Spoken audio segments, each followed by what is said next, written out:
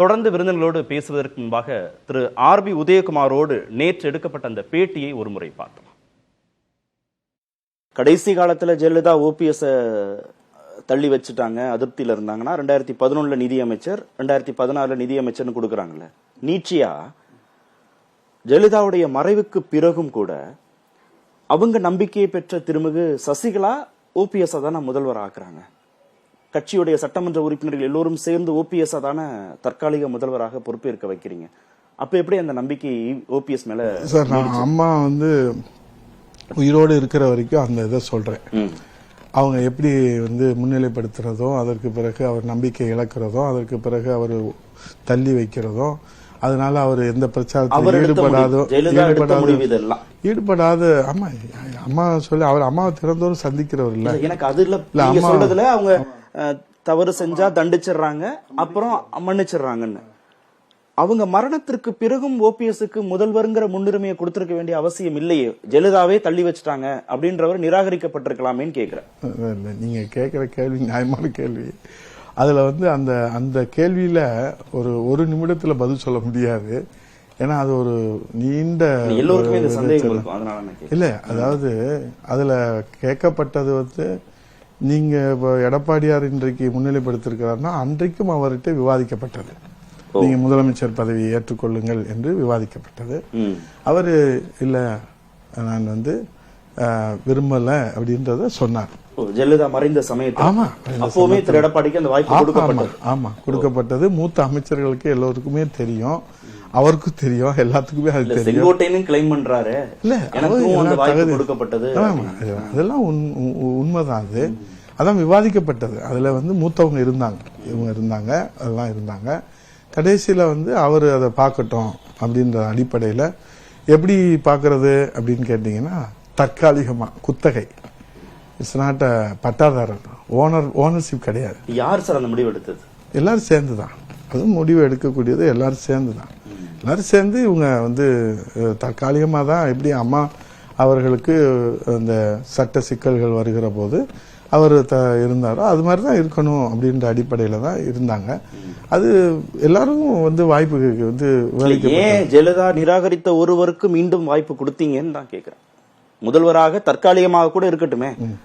நம்பிக்கைக்குரிய செங்கோட்டையன் இருக்கிறார், நம்பிக்கைக்குரிய எடப்பாடி இருக்கிறார், நம்பிக்கைக்குரிய ஆர்பி உதயகுமார் இருக்கிற போது நீங்க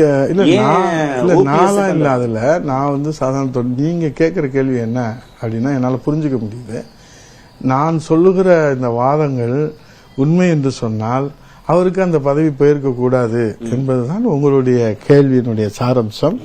அந்த சூழ்நிலையிலே, அந்த சூழ்நிலை காரணங்களிலே அவர் இருந்தால் சரியாக இருக்கும் என்று எல்லோராலும் தீர்மானிக்கப்பட்டது. அம்மா அவர்கள் மறைவுக்கு பிறகு இது அம்மா அவர்கள் முன்மொழியவில்லை அவரை. அங்கே இருந்தவர்கள் எல்லோரும் சேர்ந்து அவரை முன்மொழிந்தார்கள். நாங்கள் எல்லோரும் ஏற்றுக்கொண்டாங்க. கட்சி கட்டுப்பாட்டுக்காக ஏற்றுக்கொண்டமே தவிர யாரும் விரும்பி ஏற்றுக்கொள்ளவில்லை. வணக்கம் விருந்துகள் அனைவருக்கும். திரு பிரியன், திரு ஆர்பி உதயகுமார் சொல்றது மிக முக்கியமான செய்தி. கடைசி காலத்துல ஜெயலலிதாவே நிராகரிச்சுட்டாங்க ஓபிஎஸ் அப்படின்னு அவர் சொல்றார். அப்போது முதல்வராக கூடிய வாய்ப்பு திரு எடப்பாடி பழனிசாமிக்கும் திரு செங்கோட்டையனுக்கெல்லாம் பரிசீலிக்கப்பட்டது. அப்போது திரு எடப்பாடி பழனிசாமி அந்த வாய்ப்பையும் மறுத்தார், ஏற்றுக்கொள்ளல அப்படின்னு சொல்றார். இப்போது இதை சொல்ல வேண்டிய நிர்பந்தம் என்ன திரு ஆர்பி உதயகுமார்? இப்போ அவருக்கு ஓபிஎஸோட ஒரு பிரச்சனை போயிட்டு இருக்கிறதுனால அவர் சொல்லியிருக்காரு. ஆக்சுவலாக அவர் ரவீந்திரநாத் யாருன்னே தெரியாது அப்படின்ற விஷயங்கள்லாம் அவர் பேசினார் இல்லையா, அதுக்கு ஓபிஎஸ் பதில் சொன்னார்ல. அப்புறம் உதயகுமாரை பற்றி பல விஷயங்கள் சொல்ல வேண்டியிருக்கும், அது அரசியல் நாகரிகமாக இருக்காது அப்படின்லாம் சொன்னார்ல ஓபிஎஸ். ஸோ அதுக்காக ஒரு எதிர்வினை ஆற்றியிருக்கார் உங்கள் பேட்டியிலன்னு நான் நினைக்கிறேன் ஆக்சுவலாக. பட் ஆனால் அடிப்படையான விஷயம்னா ஓபிஎஸ்ஸோடைய அந்த வளர்ச்சியில் 2001 பார்த்தீங்கன்னா அந்த வளர்ச்சி அதில் பல பேருடைய பங்களிப்பு இருக்குது. தினகரனோட பங்களிப்பு இருக்குது, சசிகலாவோட பங்களிப்பு இருக்குது. அவங்கெல்லாம் ரெக்கமெண்ட் பண்ணி தான் அவர் உள்ளே வரார் ஆக்சுவலாக. ஸோ 2001 வராரு, பொதுப்பணித்துறை அமைச்சராக கொடுக்குறாங்க அவருக்கு, அந்த அம்மா கொடுக்குறாங்க, பதவியில் இருக்கார். 2001 அப்புறம் செப்டம்பரில் அந்த அம்மா பதவி இழக்கிறாங்க. 2001 செப்டம்பரில் பதவி இழந்தோடனே இவரை தான் சிஎம்மாக போடுறாங்க. ஆனால் அந்த சமயத்தில் நடந்த ஒரு விஷயம் என்னென்னா, சிஎம்மாக செலக்ட் பண்ணது ஜெயலலிதா தான். அதில் சசிகலா தினகரனுக்கெல்லாம் ஒன்றும் பெரிய ரோல் இருந்த மாதிரி தெரில. அவங்க நம்பிக்கைக்குரியவராக அவரை நினச்சாங்க, ஜெயிச்சாங்க. ஆனால் முன்னாடி ரெக்கமெண்ட் பண்ணது, எம்எல்ஏ ரெக்கமெண்ட் பண்ணதெல்லாம் தினகரன் சசிகலாவோட ரோல் தான் அதில் இருக்குது. அதாவது சில விஷயங்கள்லாம் நம்ம ஓப்பனாக சொல்லும்போது சம்மந்தப்பட்ட ஆளுங்கள்லாம் இன்னும் இருக்காங்க. அதனால் அவங்க இதை எப்படி எடுத்துப்பாங்க நமக்கு தெரியாது. ஆனால் ஜெயலலிதா தான் முதல்வராக அவங்களை 2001 தேர்ந்தெடுத்தாங்க. அப்புறம் 2002 பிப்ரவரி மார்ச்சில் வந்து மீண்டும் அவங்க காசி கேஸில் கிளியர் ஆனவொன்னு முதல்வராக வராங்க. வரும்போது அவங்க ஒரு வார்த்தை சொன்னாங்க, பன்னீர்செல்வம் போன்ற தூய ஒரு எண்ணம் கொண்ட ஒருவரை நான் தொண்டனாக பெற்றிருப்பதில் பெருமை அடைகிறேன் அப்படின்னு எக்ஸாக்டாக சொன்னாங்க. தூய தொண்டன் அப்படின்ற வார்த்தையை அவங்க பயன்படுத்தினாங்க. நான் பதிவு பண்ணியிருக்கேன் என்னோட கட்டுரையிலலாம். அதனால நான் உறுதியாக நான் சொல்கிறேன். ஸோ அப்படிலாம் அவங்க 2002 பிப்ரவரி மார்ச்சில் வந்து அவங்க சொன்னது உண்மை. ஸோ அவங்களுக்கு வந்து பன்னீர்செல்வம் மேலே ஒரு நம்பிக்கை, ஒரு விசுவாசமிக்க, அவர் வெளிநாடு நிர்மலாக்கு ஏஜென்ட்டாக இருந்தார், அதெல்லாம் ஒரு பக்கம் இருந்தால் கூட, அது ஒரு கட்சியோட பிளவில் அதெல்லாம் இருந்தால் கூட அல்டிமேட்டாக அவர் ஜெயலலிதாவோட நம்பிக்கை பெற்றவர். கடைசி காலத்தில் தானே நம்பிக்கை இழந்துட்டாருன்னு சொல்கிறார். இல்லை, அதான் சொல்கிறேன், அந்த நம்பிக்கை பெற்று தான் வர்றாரு. 2006 வரையும் பொதுப்பணித்துறை, நெடுஞ்சாலைத்துறை எல்லாத்தையும் வச்சிருக்காரு. 2011 மீண்டும் வரும்போது நிதித்துறையை கொடுக்குறாங்க. 16 நிதித்துறை. அப்புறம் மீண்டும் வந்து 2014 செப்டம்பரில் பதவி எடுக்கிறாங்க, சொத்துக்குப்பு எடுக்கலாம். அப்போ வந்து பன்னீரை தான் கூப்பிட்டு கொடுக்குறாங்க. அப்போ நீங்கள் ஒரு பெரிய ஹோப் உங்கள்கிட்ட அவர் மேலே இல்லாத போது நீங்கள் அதை கொடுக்கறதுக்கான வாய்ப்பே கிடையாது. ஸோ அப்படி கொடுக்கும்போது 2014-15 மறுபடியும் மீண்டும் மே மாதம் மீண்டும் அவங்க வராங்க. அவர் திருப்பி கண்டினியூ பண்ணுறாரு. 2016 எலெக்ஷன்ஸுக்கு முன்னாடி தான் இந்த விஷயங்கள்லாம் வருது. ஆக்சுவலாக இந்த நம்பிக்கை இழக்கிற விஷயங்கள்லாம், அதில் நம்பிக்கை இருந்தது அவர் மட்டும் கிடையாது, எடப்பாடி இதில் இருக்கார். ஜெயலலிதாவோட நம்பிக்கை இருந்தது எடப்பாடியும் இருக்கார், நத்தம் விஸ்வநாதன் இருக்கார். ஒரு 3-4 அமைச்சர்கள், சீனியர் அமைச்சர்கள்லாம் இருக்காங்க. அவங்க ஏன் நம்பிக்கை எழுந்தாங்க, எதுக்காக நம்பிக்கை எழுந்தாங்க, 2 மாதம் ஏன் தலைமுறை வானாங்கன்றதெல்லாம் வந்து ஒரு கேள்விக்குறியான விஷயங்கள். அதை நான் வெளிப்படையாக இப்பெல்லாம் சொல்லக்கூடாது. அதெல்லாம் சொன்னால் வந்து வேற மாதிரி போகுது. திரு எடப்பாடி மீது நம்பிக்கை அது உதயகுமாரே சொல்ல மாட்டார், அவருக்கும் தெரியும் அதெல்லாம். ஏன்னா அதிமுகவில் நடக்கிற சில விஷயங்கள்லாம் அது வந்து அப்போ தினகரனுக்கெல்லாம் ஒன்றும் பெரிய ரோல் அந்த சமயத்தில் கிடையாது. அது வந்து சசிகலா அவர்கள் இருக்காங்க. இப்போ ஆக்சுவலாக அவங்களுடைய ரோல் அதில் இருந்திருக்கலாம், சொல்ல முடியாது. அவங்களுக்கு தெரிஞ்சிருக்கலாம். நான் சொல்கிற இந்த விஷயம் இப்போ சசிகலா கூட கேட்டிருந்தாலும் அவங்க அதை எப்படி எடுத்துப்பாங்கன்னு எனக்கு தெரியாது ஆக்சுவலாக. ஆனால் வந்து ஒரு 2 மாத காலம் ஓபிஎஸ்ஓ இல்லை எடப்பாடியோ இல்லை நத்தம் விஸ்வநாதனோ இந்த மாதிரி சில அமைச்சர்கள் திடீர்னு 2 மாத காலம் காணா போயிட்டாங்க. அதெல்லாம் நீங்கள் சொல்கிறதெல்லாம் ஜெயலலிதாவுடைய கடைசி காலம் 16 தேர்தலுக்கு முன்னாடி. ஆனால் 16 தேர்தலில் வெற்றி பெற்ற பிறகு மீண்டும் அவருக்கு நிதித்துறை அமைச்சரை கொடுக்குறாங்க. ஜெயலலிதா ஓபிஎஸ்க்கு கொடுக்குறாங்க. ஓபிஎஸ்க்கு அப்போ அது என்னன்னா அந்த நம்பிக்கையை வந்து அவர் மேல இன்னும் வச்சிருக்காங்க தான் அர்த்தம். இப்போ எந்த இடத்துல வந்து ஜெயலலிதா நம்பிக்கை எழுந்தாங்கன்னு சொல்றாரு, அது சொல்லணும் அவர் ஆக்சுவலா உதயகுமார்.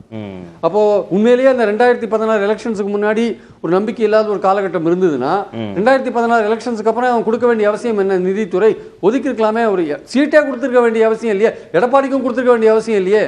எல்லாரும் ஒரு 2 மாத காலம் எங்க இருந்தாங்கன்னு தெரியாத இருந்தாங்க. எல்லாருக்குமே சீட் கிடைக்குது, எல்லாருமே வின் பண்றாங்க, எல்லாருமே மந்திரிகள் ஆறாங்க. அப்ப அதுக்குள்ள நடந்த விஷயங்கள் என்ன அப்படின்ற ஒரு விஷயம் வருது இல்ல. அதை நான் இப்ப வெளிப்படையா சொல்ல முடியாது. அது இன்னும் கிளைக்கதைகள்லாம் நிறைய பின்னாடி இருக்கு. அதுல அதை இப்ப எதுவும் சொல்ல முடியாது வச்சுக்கோங்க. பொதுவெளியில் பல விஷயங்கள் பொதுவெளியில் சொல்ல முடியாத அளவுக்கான சொல்ல முடியாத அளவுக்கு. அதுக்கப்புறம் வந்து 2017 நடந்த பல விஷயங்களுக்கும் இதுக்கும் தொடர்பு இருக்கு ஆக்சுவலா. அது இன்னும் சொன்னா அது இன்னும் சில விஷயங்கள்லாம் கோர்ட்ல கூட இருக்கு, அதனால நம்ம சொல்ல முடியாது. அதனால அது அப்படியே விட்டு. ஏன்னா நான் வந்து ஏடிஎம்கே எந்த கட்சியும் சாராத ஒரு அந்த காலத்தில் அப்சர்வ் பண்ணதுனால நான் சொல்றேன். நமக்கு எந்த விதமான பாரபட்சமும் கிடையாது. ஆனால் ஜெயலலிதாவோட நம்பிக்கை எழுந்தாங்கன்னு சொல்றது வந்து தப்பு. ஜெயலலிதா ஏதோ ஒரு காரணத்தினால இந்த சீனியர் அமைச்சர்கள் ஒரு 4-5 பேரை வந்து கொஞ்ச நாள் வாய முடியும் இருக்க சொல்லிட்டாங்க. அவங்க வாய முடியும் இருந்தாங்க. அதுக்காக ஒரேடியா ஜெயலலிதா காலத்தில் சார் அவங்க யாரை வைக்கிறாங்க, யாரை எடுக்கிறாங்க, அதெல்லாம் 2001-2006 30 தடவை மாற்றினாங்க மந்திரி சபையை. 2001-2006 30 தடவை மந்திரி சபையை மாற்றினாங்க. யாரை எப்போ எடுப்பாங்கன்னு தெரியாது. ஒரு அமைச்சர் எங்கிட்டே சொன்னார், காலையில் நான் வெளில வந்து பார்ப்பேன் என் கார் இருக்கா இல்லையான்ட்டு. அந்த மாதிரி நிலைமையில இருந்தது ஆக்சுவலாக 2001-2006. ஸோ அதனால் அவங்களுடைய ஒரு செல்வாக்கு மிக்க தலைவராக இருந்தாங்க. அவங்க நினைச்ச போது எடுத்தாங்க. பல காரணங்கள் அதுக்கு இருக்கலாம். உளவுத்துறை என்ன இவ்வளவு நாள் என்ன பேசப்பட்டதுன்னா, திருமிகு ஜெயலலிதாவுடைய நம்பிக்கையை பெற்றவர் திரு ஓபிஎஸ், அதனால அவருக்கு மீண்டும் மீண்டும் முதல்வர் பதவியெல்லாம் கொடுக்கப்பட்டதுன்னா, ஜெயலலிதாவுடைய நம்பிக்கையை பெறலன்னு ஒரு பிம்ப கட்டமைப்பின் மூலமாக ஓபிஎஸ்ஐ இன்னும் பலவீனப்படுத்த முடியும்னு நம்புறாங்களா? இந்த ஸ்டேட்மெண்ட்டுக்கு பின்பாக அப்படி இருக்கா, ஒரு எண்ணம் இருக்கா? அப்படியே அதுக்கான சான்ஸே கிடையாது. அது மாதிரி வந்து சொல்லவே முடியாது. அப்படி உதயகுமார் அது மாதிரியான ஒரு முயற்சியில் இறங்கினார்னா அது வந்து அதிமுகவில் இருக்கிறவங்களுக்கு தெரியும் ஆக்சுவலாக என்ன உண்மை நிலைன்ட்டு. அதனால வந்து பன்னீர்செல்வம் வந்து அவர் ஜெயலலிதாவுடைய நம்பிக்கையை பெற்றிருந்தார் என்பது உண்மை. எடப்பாடியே 2011 தானே சார் மந்திரி ஆறாரு. எடப்பாடி எப்ப மந்திரி ஆறாரு? 2011 தானே மந்திரி ஆறாரு. 2001 மந்திரி ஆனவர் தான், பொதுப்பணித்துறை மந்திரி ஆனவர் தான் பன்னீர்செல்வம். 2011 தான் உதயகுமாரே மந்திரி ஆறார். மந்திரி ஆறுது மட்டும் இல்லை 5 மாதத்தில் அவர் தூக்கிடுறாங்க மந்திரி பதவியிலேருந்து உதயகுமாரை. ஒரு இன்ஃபர்மேஷன் மினிஸ்டராக இருக்காரு, அவர் தூக்கிடுறாங்க. ஸோ நான் சொல்கிறது என்னென்னா, உதயகுமார்லாம் இப்போ அவருக்கு இன்னும் பெரிய ரோல்லாம் கிடையாது. அவர் எம்எல்ஏவாக தான் வர்றாரு, முதல் தடவை எம்எல்ஏவாக வர்றாரு, அப்புறம் 16 வின் பண்ணுறாரு, இப்போ 21 வின் பண்ணுறாரு வச்சுக்கோங்க. பட் அவருக்கெல்லாம் இப்போ ஏடிஎம்கே உள்ள பெரிய ரோல் கிடையாது. அதிமுகவுடைய உட்கட்சி விஷயத்திலேயே சார், ஜெயலலிதா வந்து ஒரு முடிவு எடுத்தாங்கன்னா அது முடிவு தான். ஆனால் ஜெயலலிதாவை இன்ஃப்ளூயன்ஸ் பண்ணுறது யாருன்னு இருக்குல்ல, அது வந்து ராவணன் ஒருத்தர் இருந்தார். டாக்டர் வெங்கடேஷ்ன்ற பேர் அடிபடுதில்ல, இப்போ அடிபடுறதுனால சொல்கிறேன் நான். டாக்டர் வெங்கடேஷ்ன்ற பேர் வருது இல்லையா, அவரெல்லாம் கொஞ்சம் இன்ஃப்ளூயன்ஷியலாக இருந்தார். அவங்களாம் சசிகலாவுக்கு சொந்தக்காரங்களாக இருந்தாங்க, இன்ஃப்ளூயன்ஷியலாக இருந்தாங்க. டாக்டர் வெங்கடேஷோட வீட்டில் உதயகுமார் எப்படி இருந்தார் அப்படின்ற விஷயங்கள்லாம் எங்களுக்கு தெரியும்.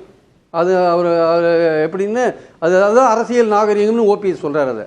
ஸோ அவர் என்ன, வெங்கடேஷ் ஒரு இன்ஃப்ளூயன்ஸ் பண்ணக்கூடிய லெவலில் இருந்தார்.